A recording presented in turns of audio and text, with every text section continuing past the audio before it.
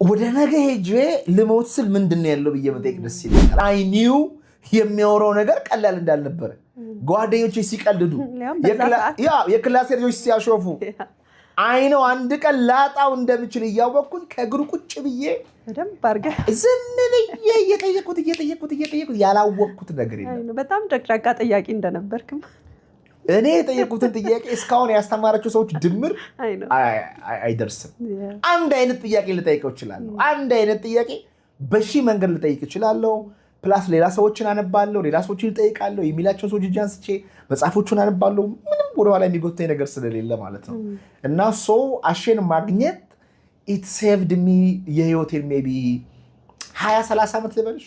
አሁን ያለኝ አዌርነስ እና ሌቭል ኦፍ ኮንሽስነስ ፕሮባብሊ በ70-80 ዓመቴ ሊኖረኝ የሚገባኝን ኮንሽስነስ ነው አሁን ያለኝ። ሰው ቶሎ ቶሎ ነው የምትኖረው። በጣም በጣም በጣም በጣም በጣም እንደመሸበት ሰው አሚን ኖ ላይክ ወደ ነገ ሄጄ ልሞት ስል ምንድነው ያለው ብዬ መጠየቅ ደስ ይለኛል። አግብቼ ወልጄ ምንድነው ያለው ብዬ ደስ ይለኛል።